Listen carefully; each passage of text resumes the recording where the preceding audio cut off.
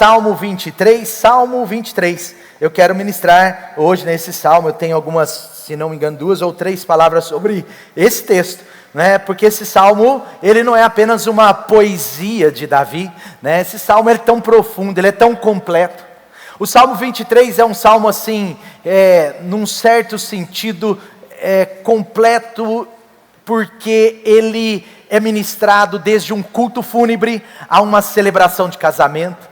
Ele é ministrado em ambientes tão diferentes. Ele é ministrado às vezes num culto verdadeiro, assim, um culto totalmente cristão, assim, mas ele também é ministrado às vezes numa palavra de formatura. Ele é ministrado em ambientes diferentes. Eu mesmo já ouvi esse texto ser ministrado em tantas circunstâncias, porque esse salmo é tão importante, ele é tão poderoso e ele é tão prático. Ele tem tanta verdade de Deus para nós, que vai edificar muito o seu coração e a sua vida. Amém? Vamos lá? Vamos ler juntos hoje? Pode? Pode ser? Bem alto, bem forte? Salmo 23, versículo 1. Vamos lá, nós vamos ler todo o Salmo 23. O Senhor é o meu pastor, de nada terei falta. Ele me faz repousar em pastagens verdejantes e me conduz às águas tranquilas. Restaura-me o vigor. Guia-me pelas veredas da justiça por amor do seu nome. Mesmo que eu ande por um vale de densas trevas, não temerei perigo algum, pois tu estás comigo. A tua vara e o teu cajado me confortam. Preparas um banquete diante de mim, na presença dos meus inimigos. Unges a minha cabeça com óleo e o meu cálice transborda.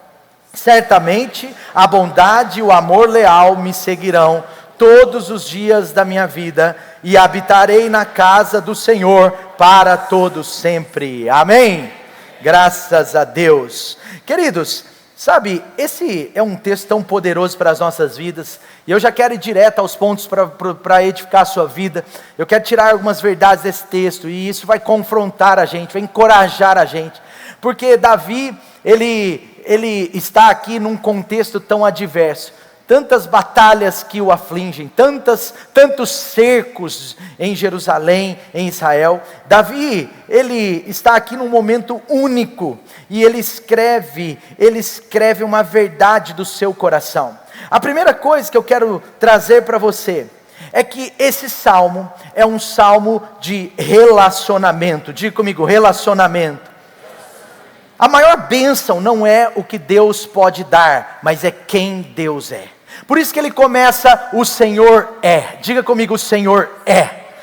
A palavra que Davi está usando aqui é Yahvé. É o Deus eu sou. Ele é o Deus que é ontem, é o Deus que é hoje, e é o Deus que é amanhã. É o Deus que sempre é o Deus imutável, é o Deus que não muda. Sabe, aqui é como se ele estivesse dizendo, eu sei o teu nome, eu sei que o Senhor é o mesmo ontem, hoje e sempre será o mesmo. Sabe, eu sei que o Senhor teve cuidado da minha vida ontem, vai cuidar de mim hoje e cuidará de mim amanhã, porque o teu caráter não muda, porque o padrão do Senhor não muda, o seu poder não muda, o seu amor não muda, sua graça não muda. Em outras palavras, ele está dizendo, o Senhor é imutável. Amém? Sabe, talvez você vai começar a entrar nessa palavra agora. Eu quero perguntar para você nessa noite, quem aqui realmente percebe que Deus tem promessas, que Deus tem um plano para a sua vida? Sabe por que esse plano não foi revogado? Sabe por que esse plano não vai mudar? Sabe por que eu estou te dando essa boa notícia? Que Deus tem uma promessa para você e ela não foi revogada, porque Ele é. O Deus que é hoje, amanhã Ele é o mesmo Deus. Amanhã Ele é. Eu estou falando isso intencionalmente. Sabe, veja outra coisa interessante nesse texto. Esse é um texto de relacionamento. A primeira causa, a primeira característica, o primeiro insight, o primeiro destaque dessa palavra para o seu coração, a primeira visualização do poder de Deus é que Ele se dá por relacionamento. Quando o salmista diz, o Senhor é o meu pastor, ele está dizendo logo em seguida, ele é o meu pastor. Diga comigo, meu.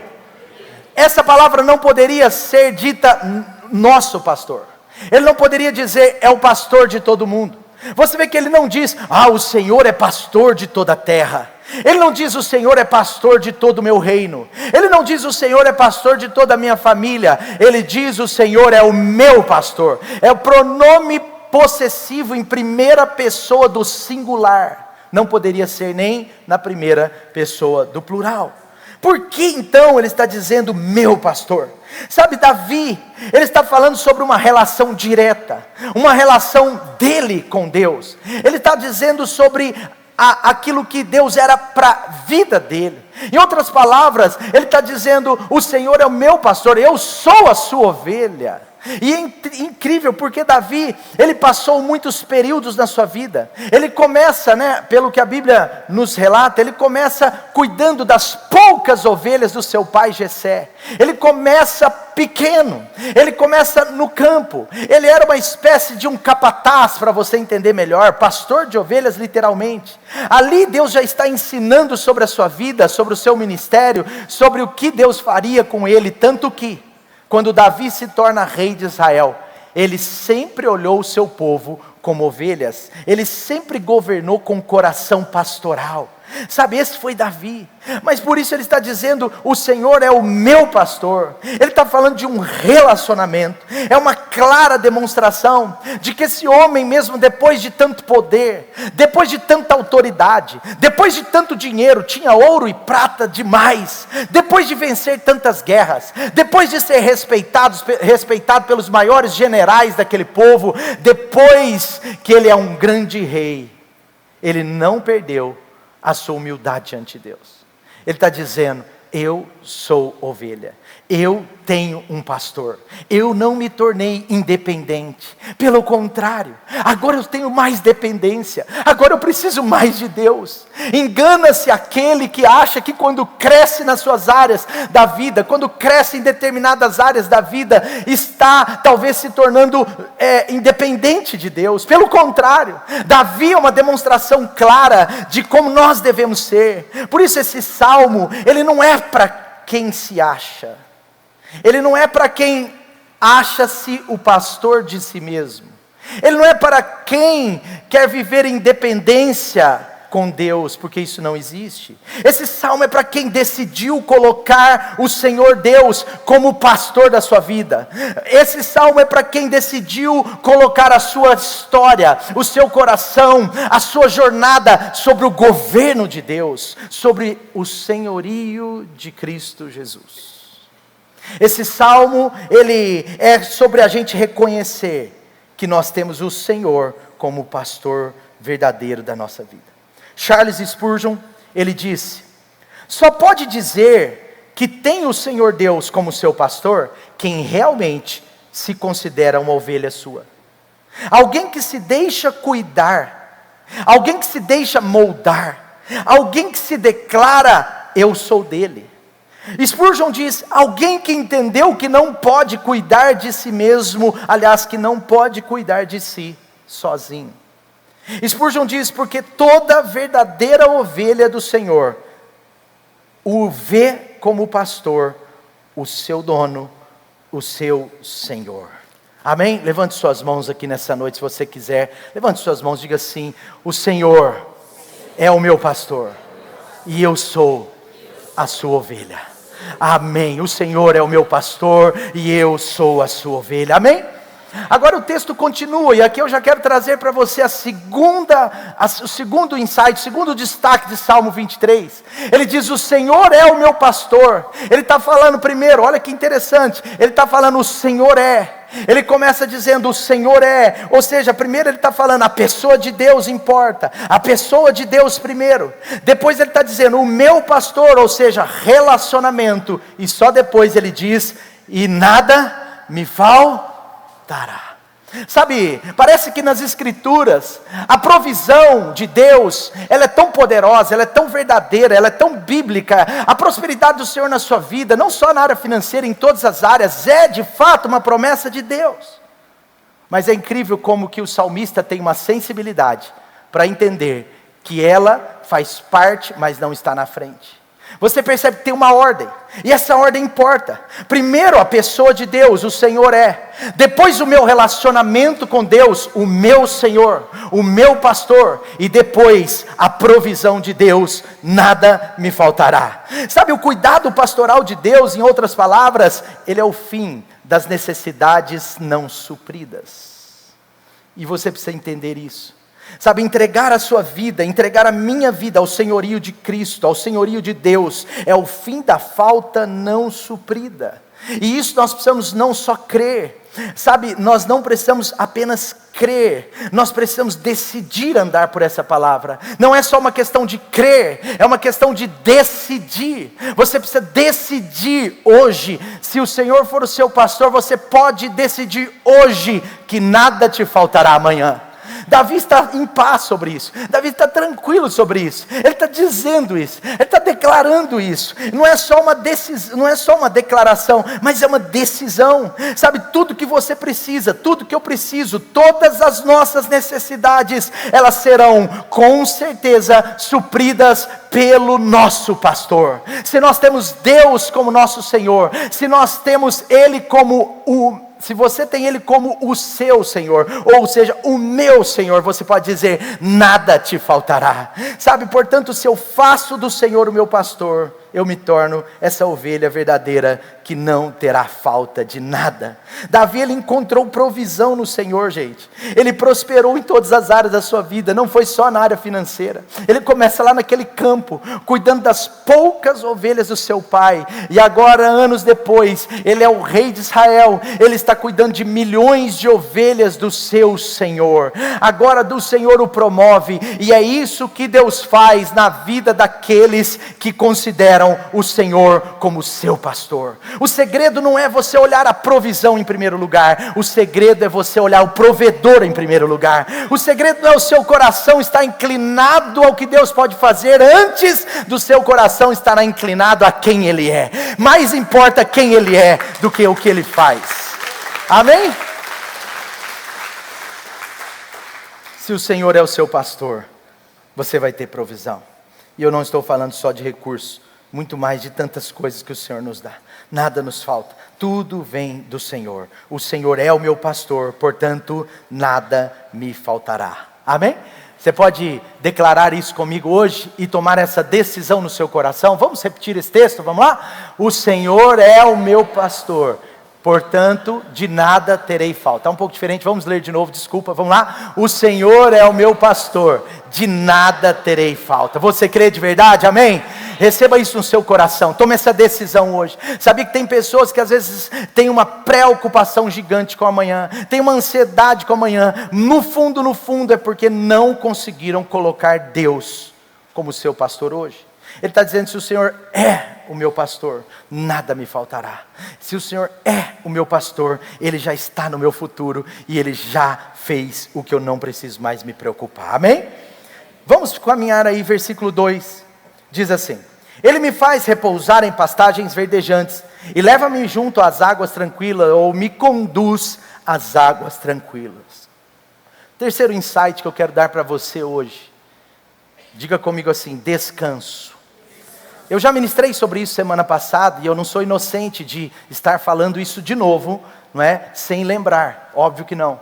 Mas sabe de uma coisa? Eu precisei dar mais um destaque, eu quero investir mais alguns minutos ao seu coração sobre esse ponto.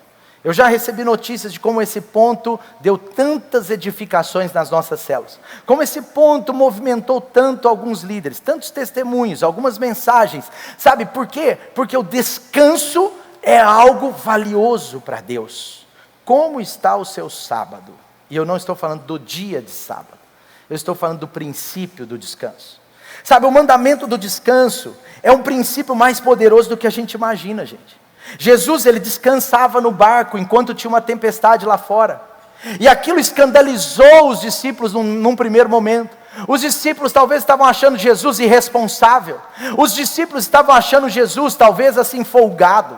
Os discípulos talvez estavam achando Jesus assim meio doidão, meio esquisito. Como pode? Está uma tempestade aqui fora e ele dormindo dentro do barco. Mas sabe o que é a verdade? Muitas tempestades das nossas vidas, elas têm o seu resultado a partir do nosso descanso. Porque o descanso é a confiança. Jesus estava descansando porque ele estava confiante de que quando fosse o momento, ele ia agir e Deus faria alguma coisa. O seu pai o atenderia.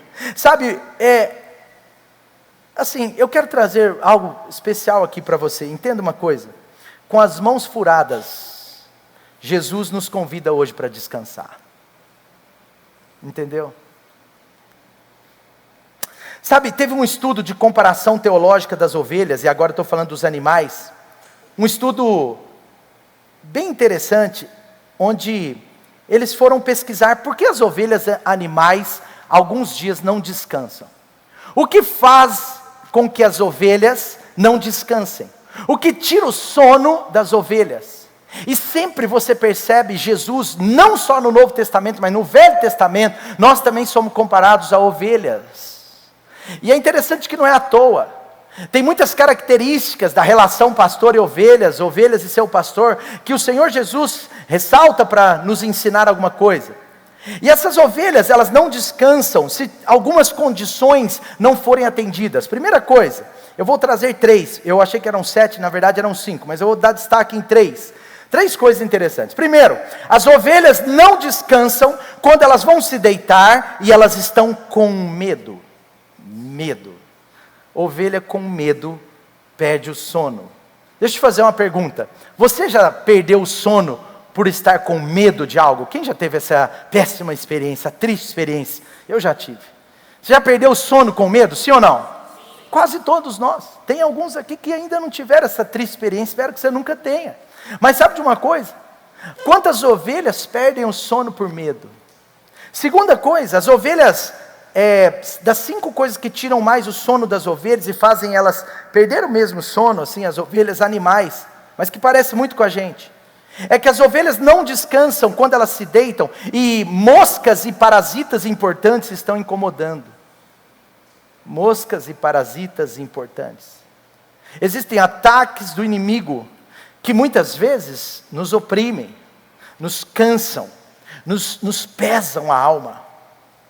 E não são, nesse caso, medos apenas, são ataques do inimigo. A palavra de Deus diz que ele lança dardos inflamados contra nós. Eventualmente, essas coisas que a gente nem enxerga, podem tirar o nosso sono. Terceira coisa, as ovelhas também muitas vezes não descansam quando certa condição não é atendida, no sentido de elas estarem com fome.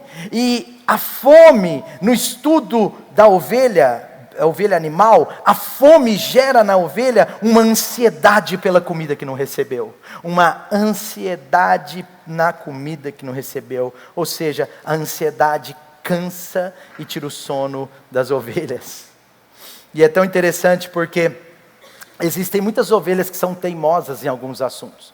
E a própria ideia do pastor na vida animal é tão triste num certo ponto. E hoje seria um escândalo a gente pensar assim, porque hoje os animais são protegidos assim ao extremo. Mas você sabe que o pastor da ovelha, às vezes, quando ela não está obedecendo de jeito nenhum, quando ela todo dia sai, todo dia ela dá trabalho tanto para o pastor quanto para os pastores cães que tem ali ajudando ele, né? Mas você sabe que essas ovelhas, quando elas estão muito assim, dando trabalho, sabe o que o pastor faz na vida animal? Quebra a pata da ovelha, para aquietar a sua alma, para dar uma lição nela. E esse quebrar a pata não é para o mal dela, é para o bem dela, porque agora com a pata quebrada, ela vai ficar do seu lado, ela vai ficar tratando, ela está em processo, na verdade, de restauração. Ele feriu para salvar, ele feriu para curar, ele feriu para transformar. Quantos estão entendendo? E por que eu estou dizendo isso? Porque às vezes, alguns casos, às vezes acontece porque nós não entramos no descanso de Deus. E Deus às vezes quer nos tratar, nós não entramos no modo confiança, sabe? E a gente acha que tudo depende de nós, e a gente sabe que não é bem assim. Querido, o mundo não vai acabar naquilo que você precisa confiar no Senhor. Tem coisas que não vão acontecer. Você confiando ou não confiando num certo sentido, você não tem poder sobre elas. Os discípulos, por mais que eles queriam resolver a circunstância, eles não tinham poder em si mesmo para acalmar a tempestade no barco. Sabe, tem coisas que a gente não descansa, porque a gente no fundo não confia. E o que o Senhor quer trazer para o nosso coração nessa temporada é um foco no descanso da alma. Sabe, existe uma frase no meio dos negócios muito interessante, no meio dos negócios, livros de capacitação de liderança, de aperfeiçoamento de liderança, livros que tratam o líder no mercado mesmo, no mundo dos negócios, eles sempre falam desse princípio, usando uma terminologia ou outra, mas no final eles estão falando sobre a importância do descanso, porque o mundo social, os sociólogos, os psicólogos, os estudiosos do comportamento humano, eles já chegaram à conclusão que pessoas cansadas na alma não produzem bem, não se relacionam bem. Por isso que o cansaço da nossa alma tem que ser resolvido, e eu vou falar para você como resolver, mas tem que ser resolvido. Então a frase que se utiliza muito nos meios de negócio é o seguinte: quando você sair, apague as luzes. Você já ouviu essa frase? Quando você sair, apague as luzes. Não está falando sobre a energia de um escritório. Não está falando sobre a luz elétrica de um escritório. Está falando sobre aquilo que você vive lá, você pode deixar lá. Você não precisa levar todos os seus problemas para casa. Pessoas estão cansando na alma por falta de confiança, por excesso de domínio, de querer governar o que não pode governar. Portanto, o que eu quero dizer para você com muito respeito é: desligue-se um pouco, né? Talvez para alguns precisa dizer ao contrário, se ligue, mas para a grande maioria, desligue-se um pouco. Sabe, isso é um princípio de Deus. Ele está dizendo nesse texto, olha, Ele vai te levar às águas tranquilas, Ele faz você repousar em pastos verdejantes, e conduz você às águas tranquilas. Por isso que Jesus, em Mateus 6, nós falamos isso semana passada, eu vou repetir rapidamente, mas Mateus 6, no versículo 27, Jesus está ensinando sobre uma vida de dependência, uma vida de oração. Davi, milhares de anos antes, já tinha entendido isso. Davi já tinha entendido que ele precisava depender de Deus. Davi não venceu N batalhas, centenas de batalhas, porque ele era forte, porque ele tinha o melhor exército. Não! As batalhas vencidas por Davi foram vencidas mais de joelhos no chão do que de armas nas mãos. As batalhas vencidas por Davi são milagrosamente conquistadas. Como pode um homem de talvez 1,70 m, 1,80 m, derrubar um gigante de quase 3 metros, altamente armado, com espada, com escudo, com armadura, com uma estilingue, com uma pedra? Sabe por quê? Porque as maiores guerras das nossas vidas, aquelas que vão libertar a nossa alma, aquelas que vão nos promover de nível, aquelas que vão transformar a nossa história, a nossa jornada, aquelas que vão nos fortalecer em áreas da nossa vida que só Deus pode fazer algo, essas batalhas que são as maiores, só são vencidas pela vida de oração. Por isso que Jesus está ensinando sobre oração em Mateus 6, 27, ele diz assim: quem de vocês, por mais que se preocupe, pode acrescentar 1 hora que seja a sua vida? Cara, você não tem controle, cara, isso não depende de você. E aí no versículo 34 de Mateus 6, ele diz: portanto, não se preocupem com amanhã. Você não pode ter esse nível de preocupação com amanhã, pois o amanhã trará suas próprias preocupações. Basta a cada dia o seu próprio mal, ou basta a cada dia os seus próprios problemas. Quem disse isso? Quem falou isso, gente? Jesus. Não há dúvidas, Jesus que está dizendo. Em outras palavras, Ele está dizendo: olha, se você tem preocupação, você precisa resolver isso no seu coração. E a palavra no grego aqui, preocupação, ela tem a ver com metanoia, ela é mente dividida. Mente dividida, sabe o que é mente dividida no sentido de preocupação? É o seguinte: eu tenho um pé no hoje e eu tenho um pé no amanhã. Eu tenho um pé no hoje que está acontecendo, e eu tenho um pé no negativo amanhã que não aconteceu e provavelmente não vai acontecer. Então eu estou estou sofrendo o problema de hoje, sofrendo o possível problema de amanhã, e isso domina a minha alma, isso descarrega uma energia negativa. Deixa eu usar esse termo com você hoje, por favor, mas sabe, isso carrega uma energia negativa, espiritualmente falando, na nossa alma, algo terrível, que vai dominando o nosso ser, vai trazendo o que? Cansaço da alma. Por isso Jesus está trabalhando isso o tempo inteiro, e por isso que em Mateus esse destaque ainda é maior, porque Mateus é um evangelho inclinado a um certo tipo de público, e Jesus está dizendo em Mateus 11:28, vinde a mim vocês que estão cansados e sobrecarregados, porque eu é que lhes darei descanso, ou eu que dou descanso para a sua alma. Amém?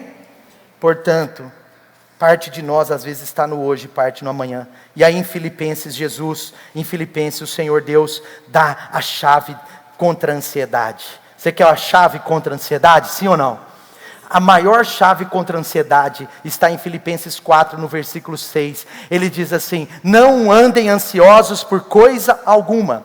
Antes, diga comigo, apresentem os seus pedidos a Deus. Apresente os seus pedidos a Deus. Antes, através das orações, das súplicas, apresente os seus pedidos a Deus. E olha o que está dizendo ali, com ações de graças. E aí o versículo 7, por favor, versículo 7. Aí ele diz assim: então, a paz de Deus, que excede o entendimento, que não cabe na razão, que não é matemática, que não é óbvia, que não é lógica, ela é poderosamente celestial. A paz de Deus, que não se explica, que excede o entendimento, vai guardar, vai proteger o coração e a mente de vocês em Cristo Jesus, o nosso Senhor.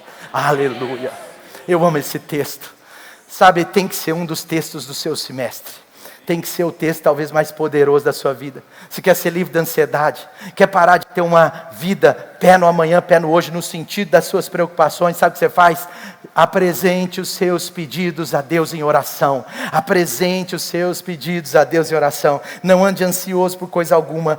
Portanto, em tudo, por meio da oração e da súplica, através da oração e da súplica, com ações de graças, apresentem os seus pedidos a Deus. Aleluia. Amém? E é muito incrível, porque tem muitas pessoas que falam assim: ah, pastor, Deus está cuidando de tudo. Deus cuida de tudo. Até pessoas que nem têm intimidade com Deus, nem têm relacionamento com Deus, mas que não são ateus, então eles dizem: Deus sempre cuida de tudo. Eu não sei. Eu realmente não sei. Mas uma coisa eu sei: Deus está cuidando de tudo que você coloca nas mãos dele. O Senhor é o meu pastor e nada me faltará. Ele me leva às águas tranquilas e me faz repousar nesse solo de pastos verdejantes. Amém? Eu quero declarar sobre a sua vida que você vai descansar em Deus como nunca. A sua alma está sendo livre de ansiedade nesses dias. Deus vai mexer nessa área da sua vida nessas próximas semanas, em nome de Jesus. Vamos continuar, versículo 3. Primeiro, relacionamento. O texto é sobre relacionamento. Segundo, provisão. Terceiro, descanso. E o quarto está aqui no versículo 3, diz assim: restaura-me o vigor. Guia-me pelas veredas da justiça, por amor do teu nome. Refrigera minha alma. Restaura o vigor. Me dá força na alma. Sabe, muitas coisas tiram a força da nossa alma, tiram o vigor. Um dos maiores inimigos do vigor é a amargura. Se tem amargura, eu tenho que resolver isso. Existem muitos inimigos do vigor, mas um dos maiores é a amargura, falta de perdão. Eu tenho que resolver isso. Outra coisa que tira o vigor, diga comigo, pecado. Eu nunca vi um cristão que não tem temor a Deus, que não tem santidade a Deus e que tem vigor, e que tem alegria. Meu pai tinha uma palavra dele, que ele tinha um ponto de pregação, que depois virou um ponto de muitas palavras, que ele falava assim para a gente: crente cristão não pode ser macambúzio. E todo mundo ficava olhando assim. A gente era jovem na época, né? Ainda sou, mas eu era um pouco mais. E a gente ficava olhando para ele assim, o que ele está querendo dizer? Macambúzio, sabe o que era macambúzio? Depois um dia ele explicou, ele deu uma aula de macambuzice. Macambúzio é cara de cavalo, cara comprida, aquele crente Você já viu? Tem cristão que não parece. Meu irmão, se você é verdadeiramente cristão, Deus vai te fortalecer para você ser um transformador de ambientes. Aonde você chega, a atmosfera muda. Aonde você chega, há respeito. Aonde você chega, a alegria entra. Amém? Eu não estou falando que você necessariamente vai ser perfeito, não. Mas nós temos algo em nós. Nós temos a alegria do Senhor na nossa vida. Isso muda as circunstâncias da vida das pessoas. O lugar que você entra pode ser transformado. Amém? E aí eu me lembro tanto que meu pai falava sobre isso. Mas tem uma coisa que tira muito o vigor do homem, é o pecado. Pecado, gente. Na vida do crente, ele tem que ser um acidente. E se acontecer, você tem que ser rápido para ir à cruz. Você está se repetindo, você tem que ser rápido para confessar alguém de confiança. De confiança, diga comigo, de confiança. Tem muita gente de confiança. Mas você tem que ter disposição para confessar isso. Por isso que Tiago 5,16 estava falando assim: confesse os seus pecados uns aos outros. Ali é no contexto de presbíteros. Confesse os seus pecados uns aos outros para serem curados. Curados, restaurados. Onde tem confissão, tem cura. Tem libertação. Deixa eu te falar uma coisa. Tem processos de libertação que não acontecem porque não tem confissão a alguém. Só tem confissão a Deus. Não é suficiente em todos os casos. E eu tenho base bíblica para te falar isso. Não é suficiente. Não é suficiente, porque tem casos que Deus quer trabalhar primeiro o seu coração. Quando uma pessoa confessa o pecado a outra, ela tem vergonha. Ela tem vergonha. Tantas vezes na minha vida já confessei pecados para o meu pai, para o meu irmão, para o pastor Daniel, que foi um mentor na minha vida, e outras pessoas, amigos amigos da família da fé. E às vezes você confessa um pecado assim, ó, e parece que você sai leve, você sai diferente. Tem um ditado chinês, eu não sei se é chinês, mas um ditado que diz assim, ó, um ditado de sabedoria, não lembro se era sabedoria chinesa, mas um ditado de sabedoria que diz assim: cometa um pecado 2 vezes, que agora ele não vai parecer mais pecado. Cometa 2 vezes, na segunda ele quase não parece pecado mais. O pecado tira o vigor dos filhos de Deus. Sabe de uma coisa? O salmista está dizendo: olha, eu encontro vigor no Senhor, eu tenho força, eu tenho a força restabelecida. Esse homem está sob pressão, esse homem está sob pressão no reino, esse homem está sob pressão de outros exércitos cercando-nos Jerusalém o tempo inteiro. Esse homem está sob pressão dentro do próprio palácio, que tinha gente que queria traí-lo. Esse homem está sob pressão de um monte de jeito, mas esse homem está dizendo: Senhor, às vezes eu perco o vigor por causa das batalhas da vida, às vezes eu perco o vigor por causa das dores do meu dia a dia, mas Deus, na tua presença, restaura o meu vigor, restaura a minha força, levanta a minha face. Sabe, eu quero, não no sentido do orgulho, mas no sentido do vigor espiritual. Eu quero olhar para o horizonte, eu não quero ficar olhando para baixo. Tem algumas pessoas, às vezes até fisicamente, elas mostram a falta de vigor. Eu estava hoje testemunhando, eu estava dando um testemunho hoje para a Juliana, que está lá em casa, de uma pessoa da igreja. Estava contando um testemunho de uma pessoa aqui da igreja, lógico, com a autorização da pessoa, mas eu dei o testemunho de uma pessoa da igreja, e uma das coisas que eu falei, olha, essa pessoa quando chegou na igreja 2, 3 anos atrás, ela era opressa, ela era assim, ó, ela tinha os olhos caídos, ela andava assim, ó, parece que ela estava sempre assim, cansada, sobrecarregada, desanimada, e hoje essa pessoa é alegre, ela está assim, e ela veio aqui na frente hoje e falou assim: pastor, o que eu posso fazer para isso? Pastor, como que eu posso ajudar nisso? Pastor, estou pensando aqui se eu não posso fazer isso. Sabe por quê? Porque hoje ela encontrou vigor na presença de Deus. Vigor na presença de Deus. Ele é o Deus que cura, sabe? E ele diz assim: restaura-me o vigor, guia-me pelas veredas da justiça, por amor do teu nome. Queridos, quando nós somos guiados por Deus, nós caminhamos pela estrada da verdade. A direção de Deus, a justiça, as veredas da justiça, elas são a direção de Deus para a gente não errar na vida, e isso está na palavra de Deus. A direção de Deus para a minha vida, para a sua vida, está na palavra de Deus. Ele está dizendo, eu sei ser guiado pela sua palavra. Por isso que Davi, ele foi o que mais escreveu sobre o amor e a paixão à palavra de Deus no Velho Testamento. Ele escreveu um salmo que é o maior salmo dos 150 salmos, é o maior salmo que é o Salmo 119. E o Salmo 119, substancialmente, é sobre o seu corpo, alma e espírito, a sua relação da sua alma com a palavra de Deus. Salmo 119, 105 diz, lâmpada para os meus pés, a tua palavra, e luz para o meu caminho. Por isso que ele estava dizendo, Senhor, guia-me pelas veredas da justiça, por amor do teu nome. Sabe, não é pelo que as pessoas pensam. Alguns momentos da nossa vida, o que as pessoas pensam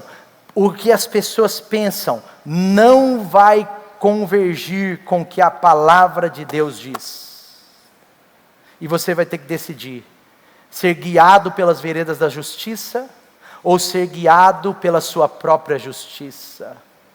E nos dias de hoje isso aumenta um pouco mais, porque o próprio apóstolo Paulo está nos ensinando, ele está dizendo, vocês têm que vigiar, porque vai chegar um dia, o apóstolo Pedro vai ministrar isso também, vai chegar um dia que vocês vão sentir coceiras no ouvido, e vocês vão começar a fazer mestres para si mesmo.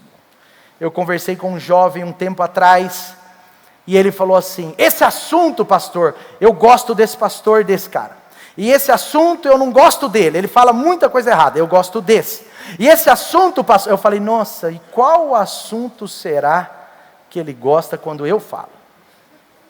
Porque ele já formou os seus mestres. No fundo, quem encontra mestres para si mesmo, conforme o assunto, na verdade, ele é o próprio mestre. Ele é o próprio mestre, ele determinou o que serve e o que não serve, mas o que determina na nossa vida, o nosso caminho, a nossa jornada com Deus, a nossa vida de sucesso com Jesus, o que determina sucesso nessa área é a palavra de Deus, diga assim, a palavra toda, amém, a palavra toda, aleluia, é a palavra de Deus. Versículo 4, essa é uma mensagem bem expositiva para você. Versículo 4, continuando, diz assim, ainda que eu ande pelo vale da sombra da morte. Aí está escrito densas trevas. Ainda que eu ande pelo vale da sombra da morte, não temerei mal algum, porque eu sou forte, porque eu aprendi a lidar com luta, porque agora eu sou experiente, porque eu sou maduro, porque eu tenho tantos anos, porque eu tenho muito dinheiro, porque aliás eu sou o rei de Jerusalém, eu não vou temer. É isso que ele escreve? Não, queridos, Davi, o rei, um homem maduro, cheio de Deus, cheio de experiência, cheio de riqueza, ele está dizendo, ainda que eu ande pelo vale da sombra da morte, não temerei mal algum, porque o Senhor está comigo. O vale da sombra da morte com o Senhor é melhor do que você estar num jardim de flores sem Ele. Sabe, não tem como ser inferior, é muito superior, porque é sobre quem está conosco. E sabe de uma coisa, ele diz, primeira coisa, um destaque para você, algumas percepções desse texto, ele está dizendo, ainda que eu ande, preste atenção, o vale não é um lugar para você ficar, o vale não é um lugar para você colocar as suas redes e deitar lá. O vale não é um lugar para você assentar e ficar 30 anos da sua vida. O vale é um lugar apenas para passar.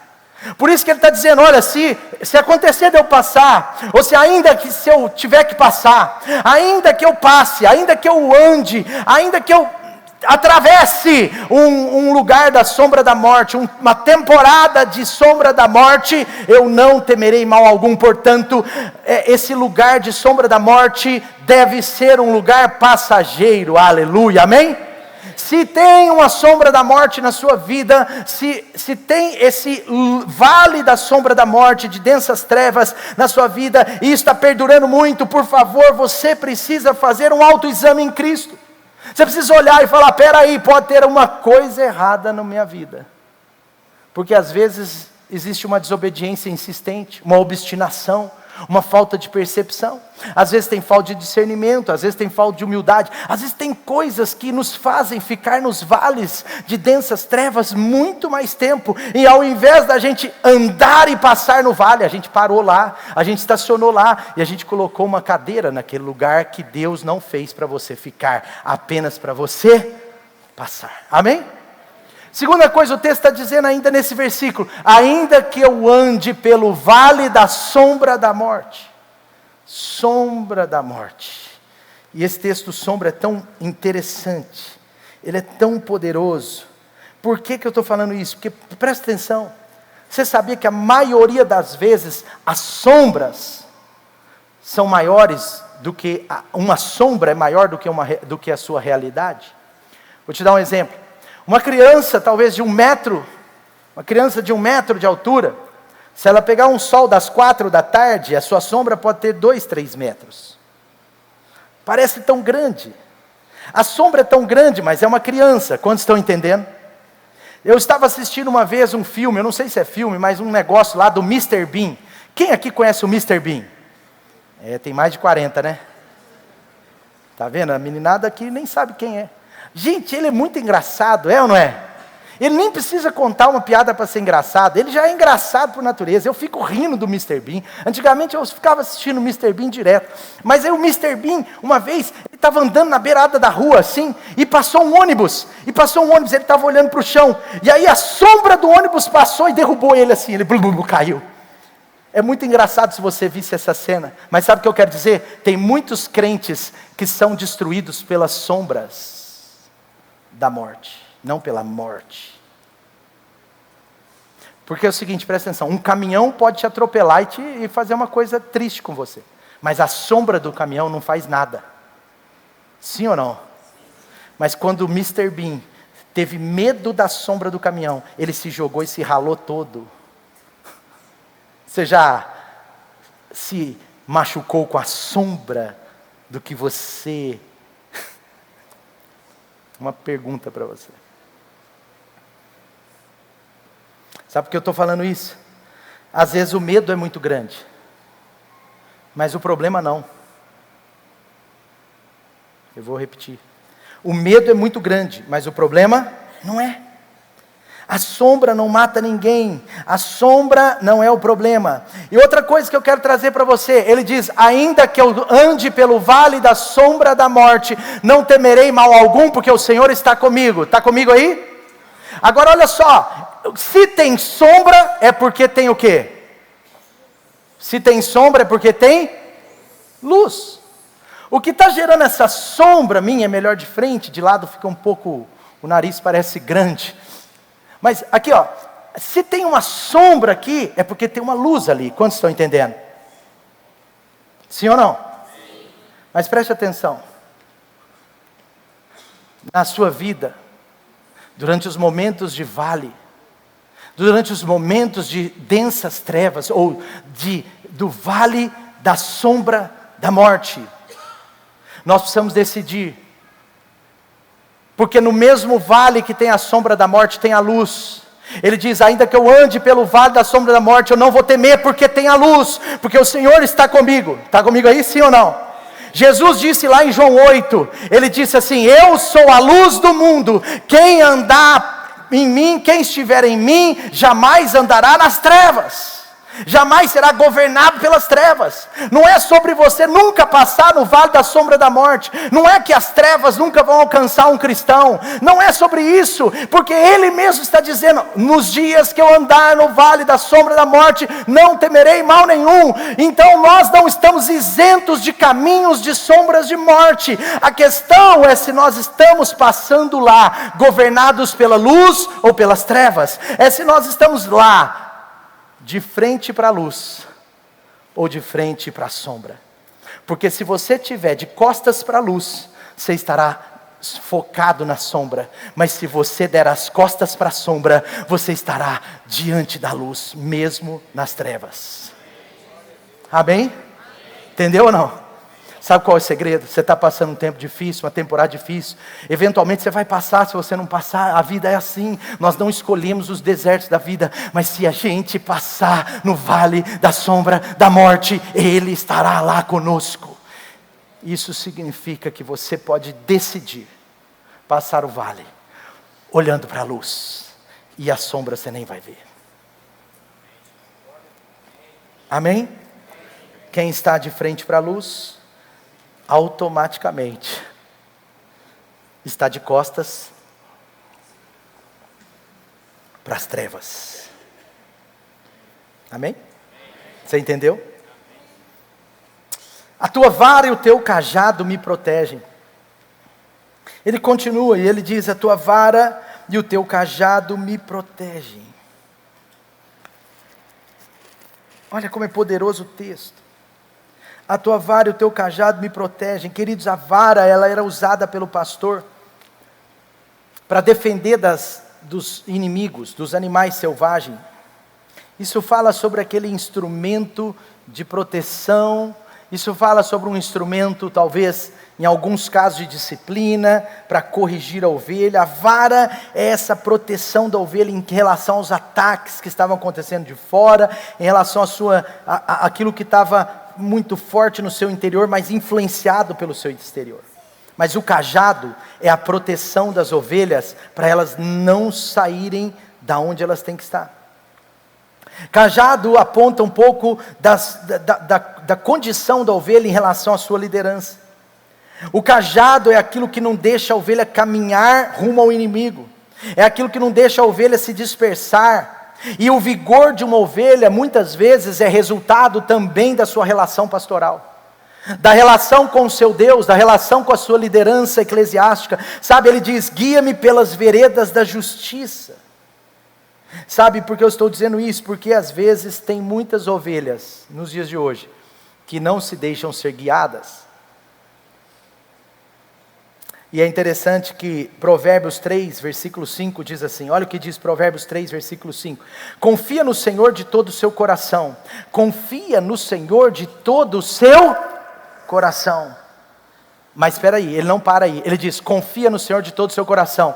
Ele continua, não se apoie no seu próprio entendimento. Não se apoie no seu próprio entendimento. Uma vez o meu pai precisou me disciplinar.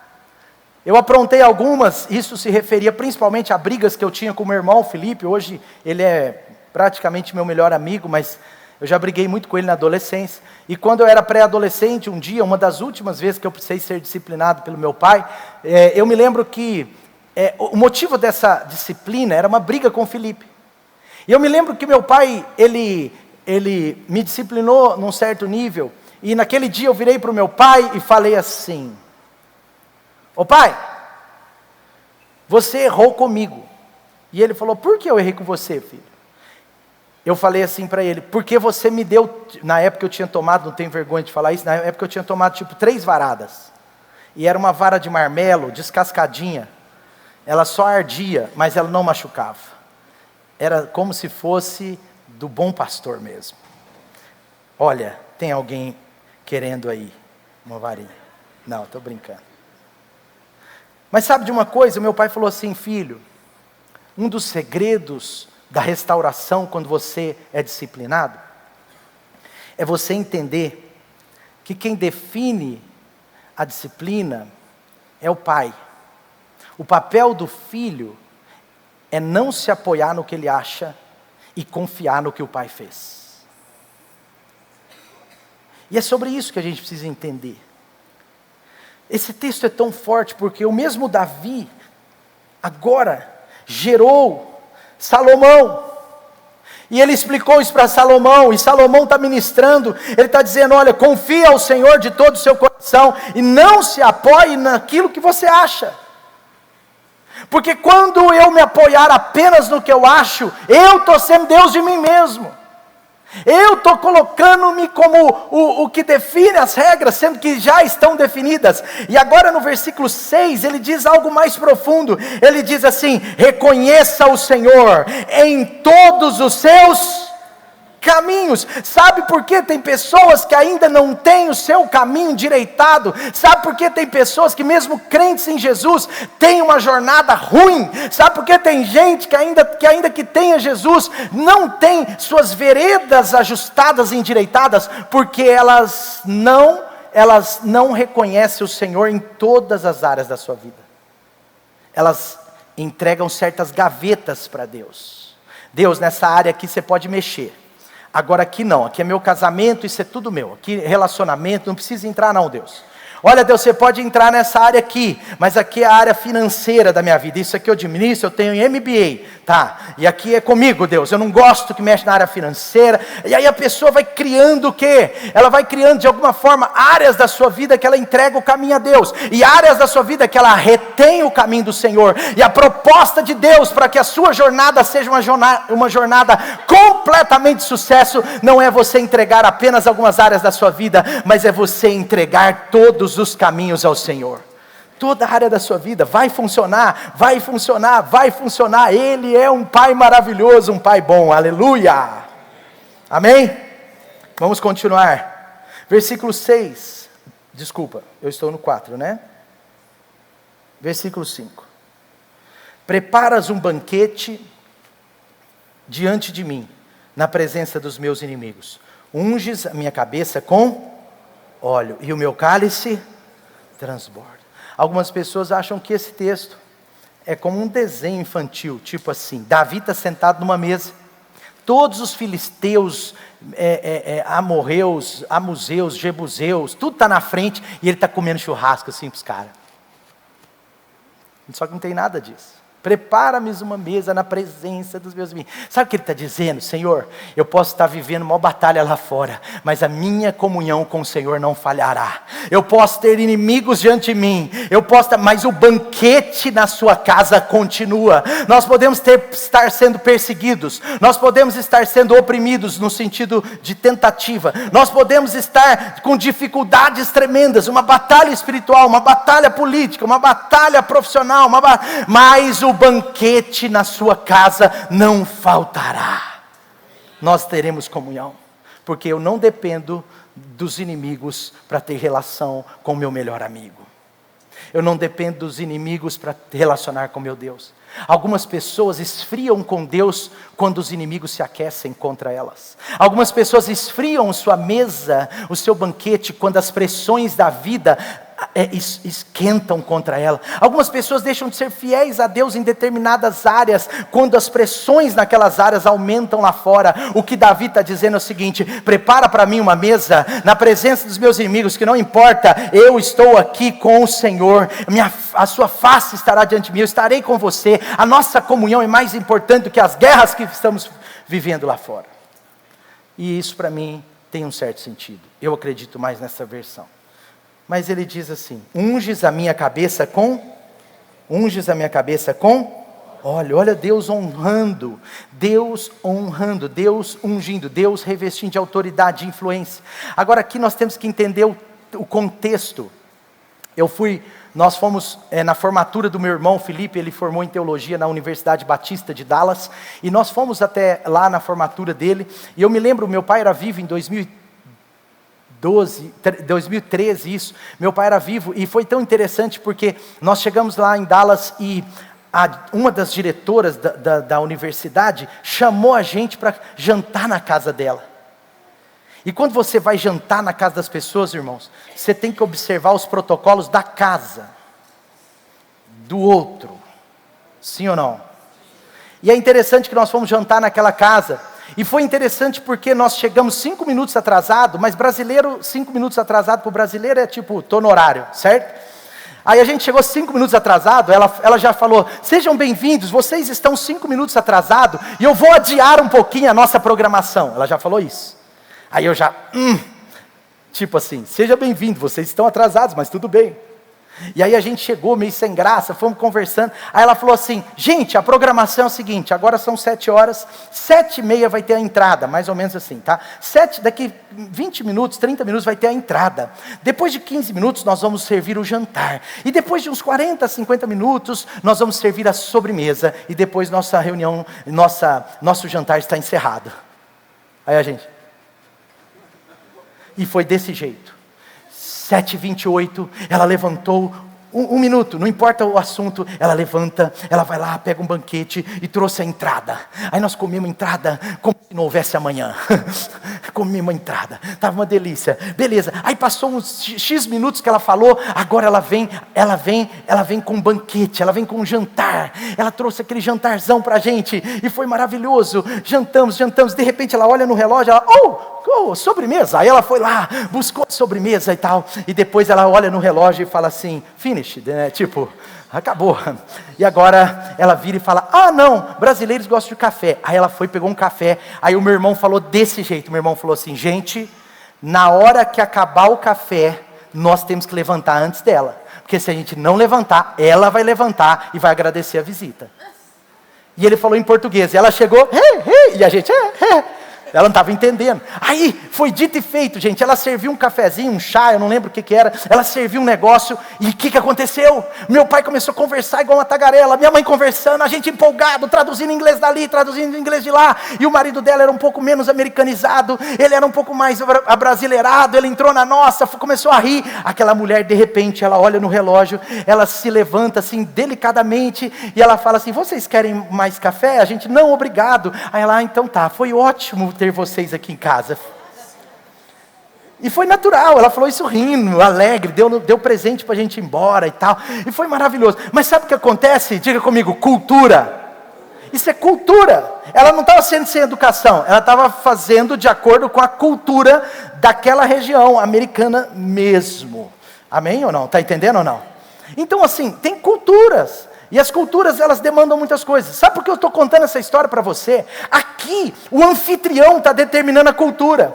Aqui, até o versículo 4, você vê a relação de Davi como ovelha do seu pastor. A relação de Davi com Deus era de ovelha com o seu pastor. Mas agora, a relação de Deus com Davi parece que muda, aprofunda. Agora Deus está se colocando na posição de anfitrião, de dono da casa. Ele está dizendo, eu quero estabelecer um padrão de relacionamento com você. E é interessante que traz o copo para mim, irmãos, traz o copo para mim. E é interessante que aqui é um protocolo, aqui é algo assim, culturalmente, um gesto de honra, né? Deus está falando sobre compartilhar autoridade, alegria, sabe? Ele está falando algo nessa direção. E é tão interessante que a gente vê essa ideia de unges minha cabeça com óleo e o meu cálice. Sabe o que Davi estava pedindo aqui? Deixa eu mostrar para vocês. Você de novo, hein, Denner? Gente, o Denner é o cara top, viu? Ele é multitarefas. Ele é multidons, ele tem muitos dons, né? Além de liderar células, ele é um monte de coisa aqui nessa casa. Além disso, ele é marido, pai e empresário. Mas louvado seja Deus pelo Batman. Vamos aplaudir.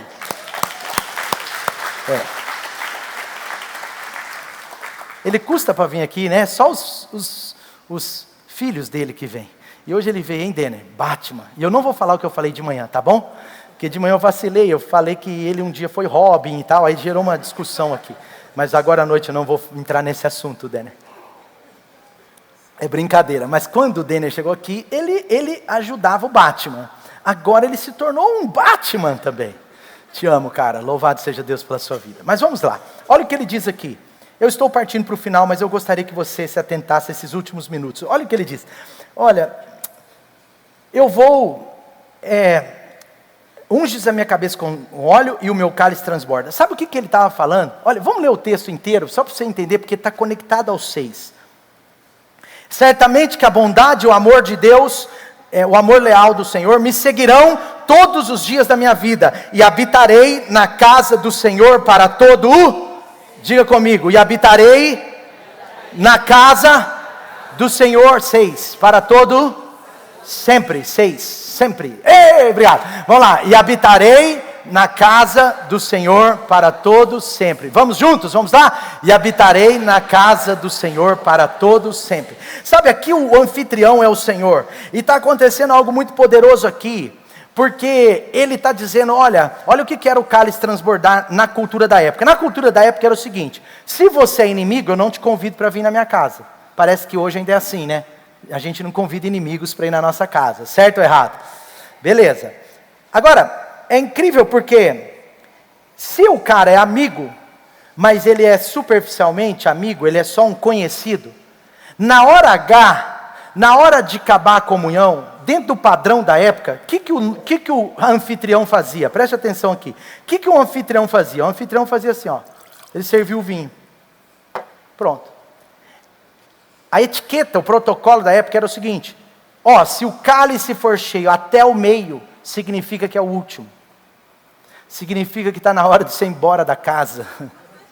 Entenderam ou não? Talvez você pode aplicar isso na sua vida. Quando aquele chato não for embora, você põe só metade do copo. Mas sabe de uma coisa?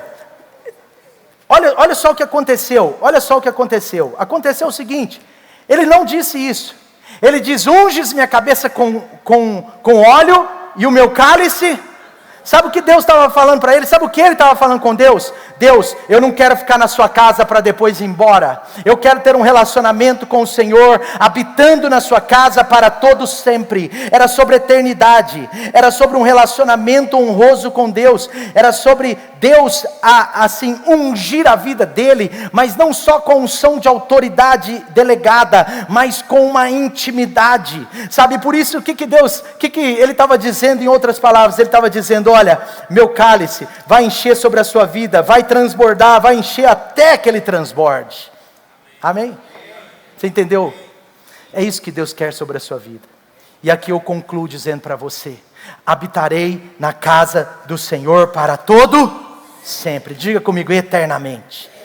Todos os dias. Sabe qual é o convite de Deus para nós? Olha, se você quiser ser um cristão verdadeiro, você tem que seguir um padrão de intimidade.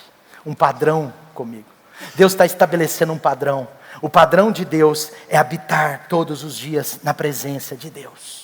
Não é só sobre um culto, ainda que o culto faça parte. Não é só sobre congregar faz parte, mas é todos os dias. Que dia, pastor? Dias maus, dias bons, dias de vitória, dias de eventual derrota, dias de dinheiro, dias de eventualmente sem dinheiro, dias de saúde, dias de eventualmente falta de saúde, dias de alegria, dias de tristeza. Diga comigo: todo dia eu habitarei na casa do Senhor.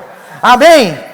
É um padrão de relacionamento de Deus. E você vê como que o texto, o primeiro insight que eu disse para você no início dessa mensagem, 50 minutos atrás, o primeiro insight que eu disse para você era sobre relacionamento, mas o último insight que tem para você é sobre eternidade, porque a eternidade, ela não existe se não tiver relacionamento. O verdadeiro evangelho é a salvação em Cristo Jesus, e a salvação em Cristo Jesus é Cristo conciliando o homem com Deus. Não existe salvação sem relacionamento com Jesus Cristo. Ele é a nossa salvação. Ele é a nossa salvação. Amém? Vamos ficar de pé.